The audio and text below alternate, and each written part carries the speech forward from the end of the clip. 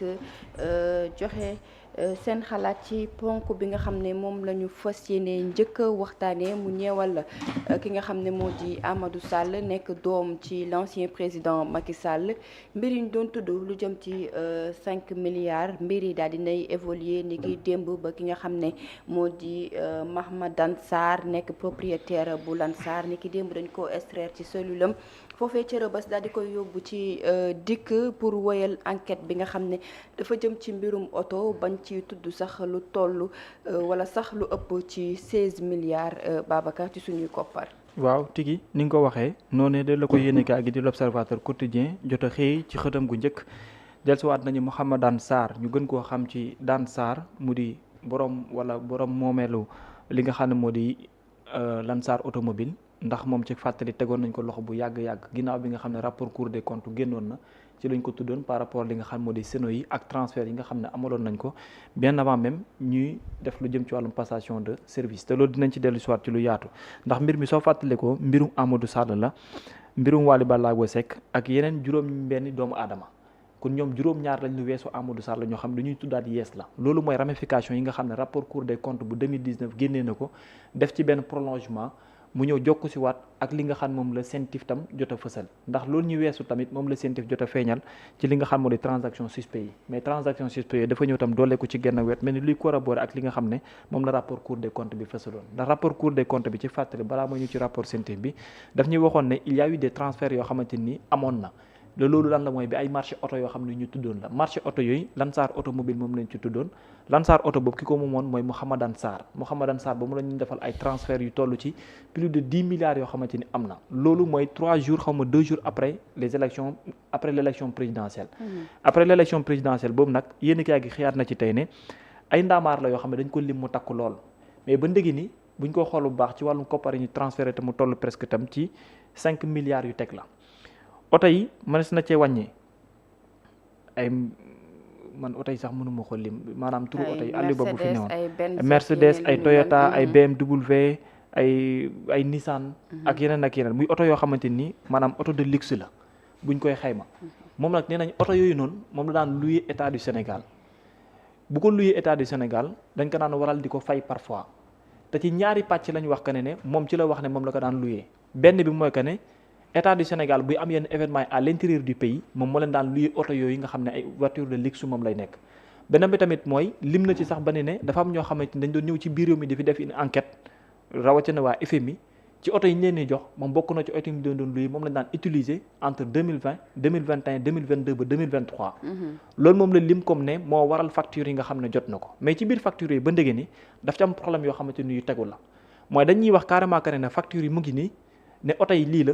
mais en réalité du am traçabilité buy fësal que ne y a une mission bu taxawoon ba tax facture bu war a mën a génn. te facture yi da daan toll ci mission FMI ak yooyu noonu nag. loolu la wax ci la bëgg a dugg. mais ci mission dañ koy déclarer mais en vérité du oto yooyu sax gaa ñi moom la ñuy jëfandikoo. léegi nag question bi ñu ci posé wu mooy oto yooyu ñan la woon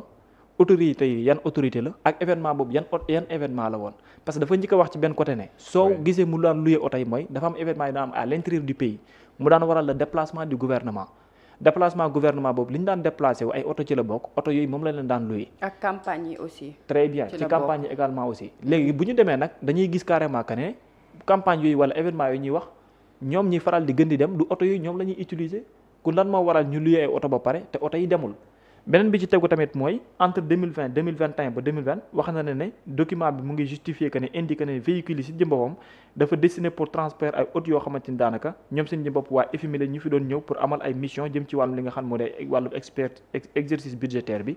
autorité yu ñu ñëw pour amal ko voiture yu ñu daan utiliser voiture yu mu leen daan louer la moo waral chèque boobu noonu mais en vérité ci biir mission yooyu bu ñu xoolee dafay mel ni ne la ñuy wax ci oto yi ak oto yi ñuy jëfandikoo dafay am différence loolu tam l'enquête bi moo war a bokk ci li nga xam ne lu muy leeral moom lay doon beneen bi tamit mooy transfert xaalis bi nag foofu la problème bi nekk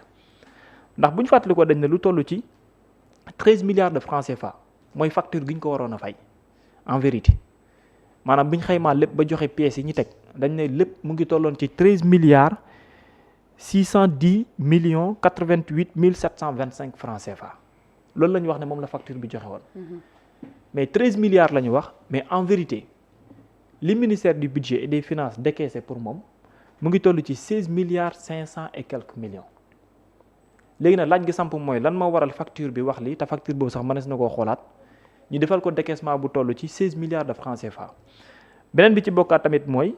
zone d'ombre bi fu mu nekk mooy date bi nga xam ne ci la ñu war a waaj pour def lu jëm ci wàllum passation de service. au même moment service yi nga xam ne ñoo nekkee ministère du budget ñu ralentir leen bu baax a baax ndax war a joxe ay lenge au même moment ñi ci profiter di def versement gu toll ci 16 milliards de francs CFA. kon li yëpp ça s'est passé entre l'élection xam nga le 24 mars le 24 la woon et le 2 avril.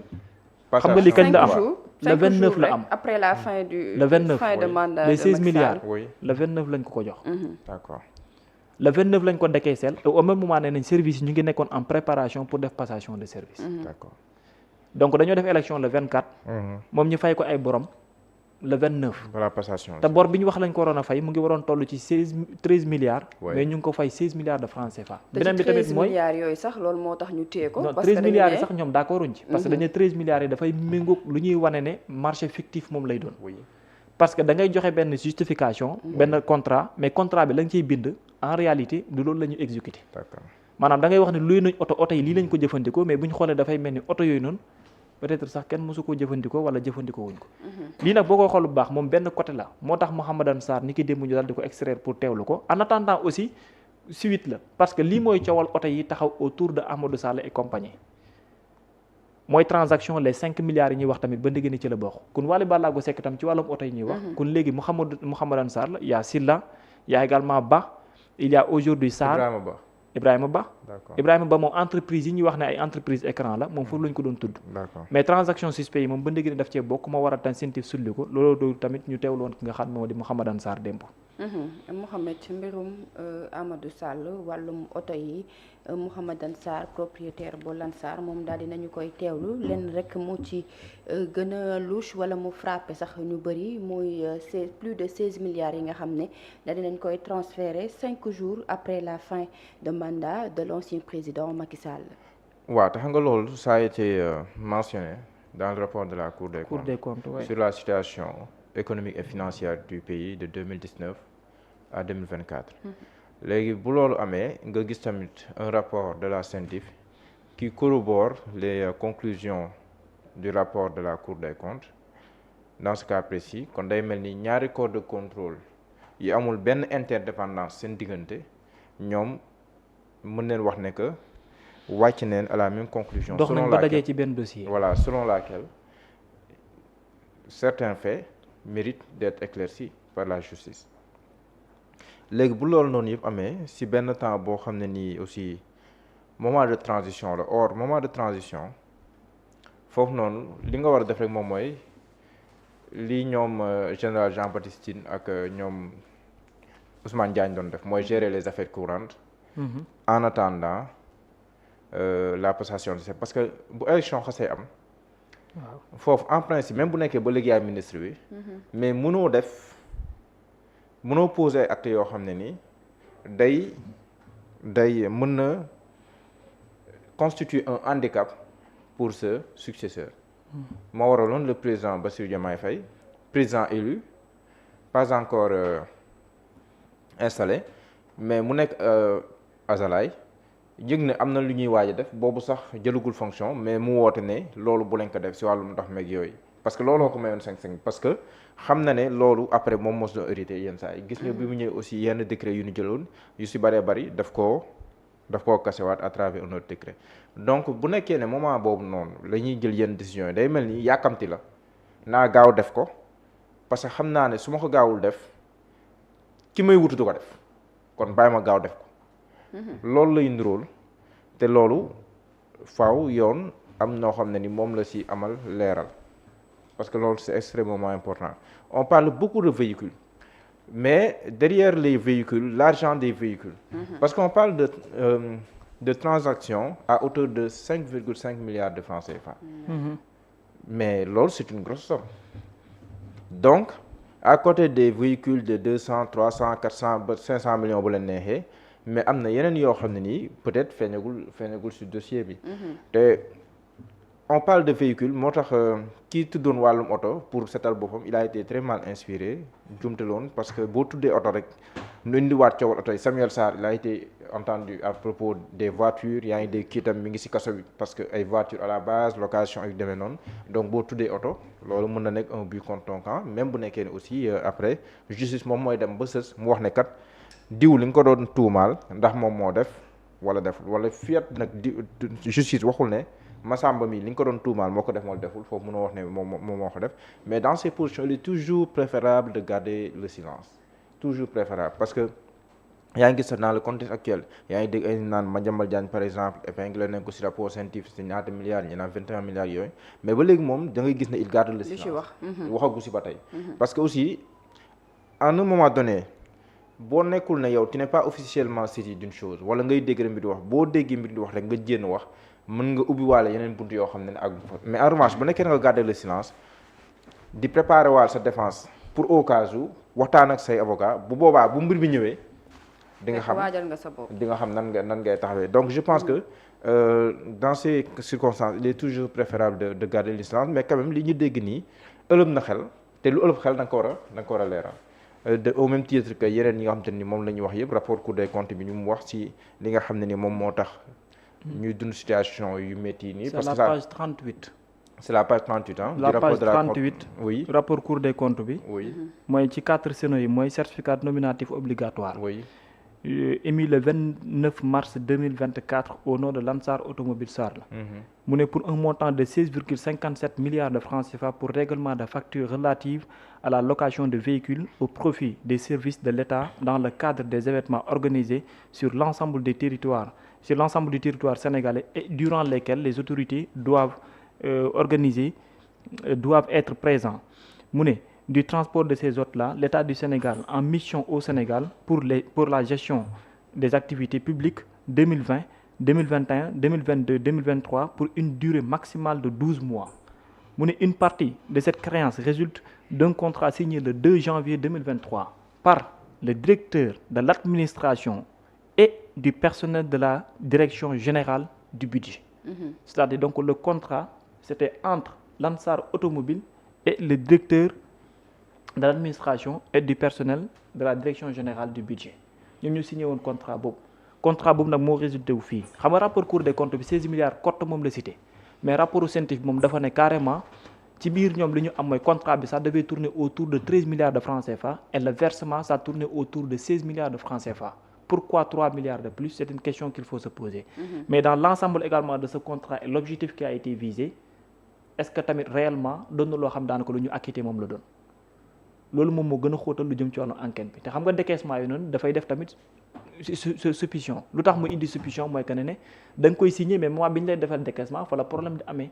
bu fekkente ni signé woon nañu ko kañ le 2 janvier 2023 le 2 janvier 2023 ñu mën a activité ba 2024 ñu ñëw fa ba le 29 mars ñu doog a amal lu jëm ci wàllum paiement bi après question day posé wu pourquoi paiement boobu noonu 5 jours après l'élection présidentielle pourquoi également aussi ci contrat bi il y a eu 13 milliards de francs CFA et ce qui a été payé tourne autour de 16 milliards de francs CFA contrat bi tam li ko ëmb exécuté nañ ko nam waree parce que man ci li ma xam mooy que ne la majeure partie des services yu état du Sénégal suñu amalee ay événements ak yooyu suñu koy def ñoom seen ay mbirum bopp la ñuy yóbbu lan moo tax tamit ñuy loué ay oto ne en principe noonu la war a demee ndax bu ñuy dem campagne mu nekk waaw un événement majeur international par exemple nga war a recevoir ay gan yu bare xam nga boobu wax nañ ko ci parce que nee nañ ci rapport budgétaire bi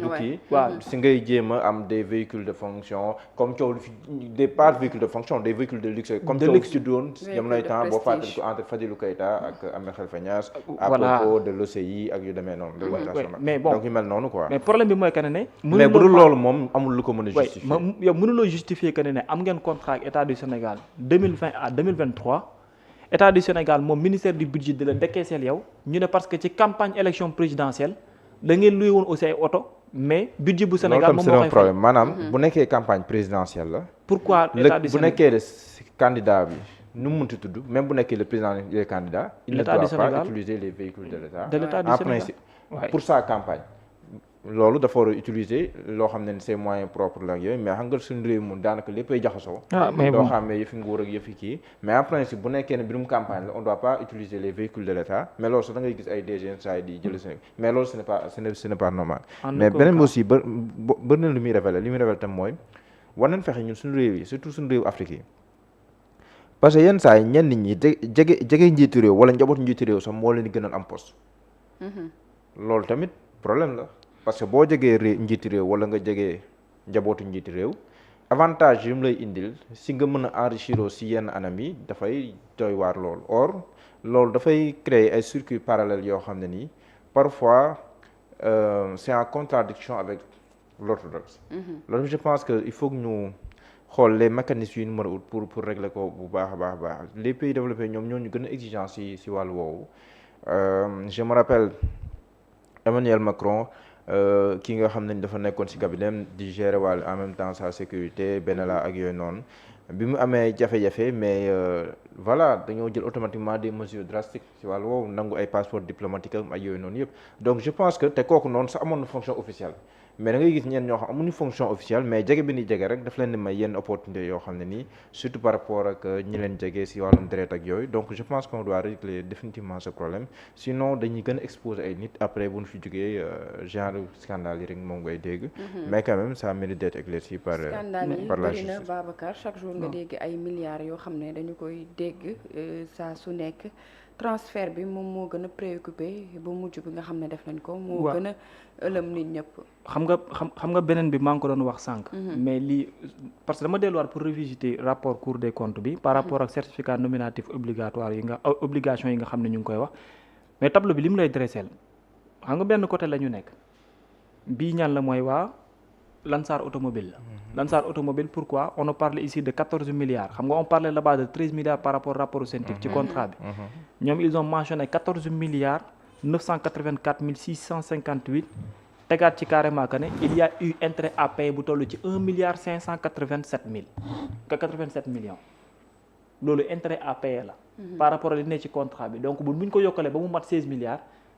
ñoom fële 13 la ñu wax mais 14 milliards la ñu wax parce que intérêt à payer bi moo dellu si waat doolee ko ci moo waral mu mat 16 milliards de francs CFA mais déglu ma wàññil la rapport bi daf ñuy siital nañu ne bu ñu ko xaymaa yëpp ci documents yi ñuy jot ñoom certificat nominatif d'obligation yooyu mu ngi toll daanaka au total ci 546 milliards de francs CFA xam nga ñu ko séddale BDK banque 176 milliards de francs CFA BICIC 14 milliards yu teg de francs CFA Coris Bank 100 milliards de francs CFA Loc Afrique 122 milliards de francs CFA Addis mu ngi toll ci 102 milliards non Eurobank autant pour moi 6 milliards de francs CFA la Loc Afrique 122 milliards de francs CFA Addis moo toll ci 102 milliards de francs CFA Synergie Afrique Enan Chine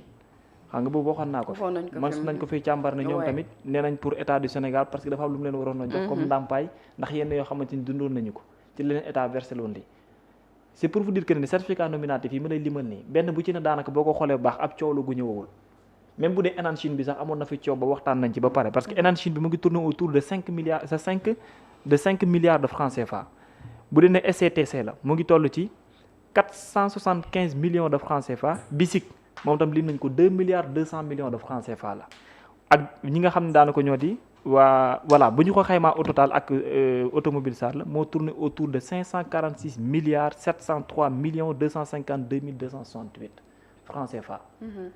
ñaar nag lañ ci waxagum ne coow lu ci taxaw la Enan Chine bi wax nañ ko fi nee nañ Enan Chine dafa amoon ay yàqu-yàqu yoo xam ne état du Sénégal da ko defoon bokk na ci lu waraloon tamit ñu amaloon lu jëm ci wàllum paiement bi léegi nag ñu ngi ci SAR la automobile la Lansar automobile ak yeneen yi nag li ma gumb ko mooy yi ma la wax ni te yooyu noonu yëpp li tax rapport de Cour des comptes bi teg ko parce que dafa am ay suspicion par rapport ak ci anam bi ñuy signé contrat bi ak transfert d'argent yi ni mu amee mais bii lu waral mu ñëw jokku si ak ci waa rapport Cour des comptes rapport CENTIF bi c'est parce que ñoom ñaar dañoo defub rinkum comme ni ko Mouhamed waxee sànq ci benn bi rinkum boobu ñu def nag daanaka amul wuutee benn contrat bi la léegi transaction yi am nag moom moo indi coow parce que ñoom aussi moom lañ gis ba mu am déclaration moo war a ñu daal di koy jébbale en tout cas c'est compliqué de scandale milliard rek la ñuy dégg chaque jour milliard benn 400 millions de moo ci am waaye bu ko weesoo yi ci des yëpp milliard ak lu teg la yooyu yëpp xewoon na ci réew mi. waaw transaction milliards gis nga rapport bi diggante 30 jëm suuf boo ko limee waaw day xaw a doy waar lool léegi nag ci li ñuy xibaaral mooy que ne mbir mi xam nga juróom-ñaari nit la woon lañ ci tuddoon ci wàllum automobile yi ak mbirum transaction yi mujjee woon am léegi moom Lansar automobile mu di Hamadan Sarr moo ci ñëw mais au même moment l'observateur quotidien nous informe que en attendant l'audition de Wally Ballago Seck Hamadan Sarr moom démb lañ ko extraire dal ko kiiwaat léegi nag ñuy xaar aussi ci juróom-ñaari nit ñooñu noonu Wally Ballago Seck l'audition de Wally est imminente. exactement du jour au lendemain mën na am parce que comme si 7 personnes yi la bokk te 7 personnes yi ñu bare bari teewloo gum nañu leen moom à tout moment aussi son nom mën na arrivé waat sur la liste ak waxtu bi donc dinañ ko xaar ak dossier bi fan lay mujjee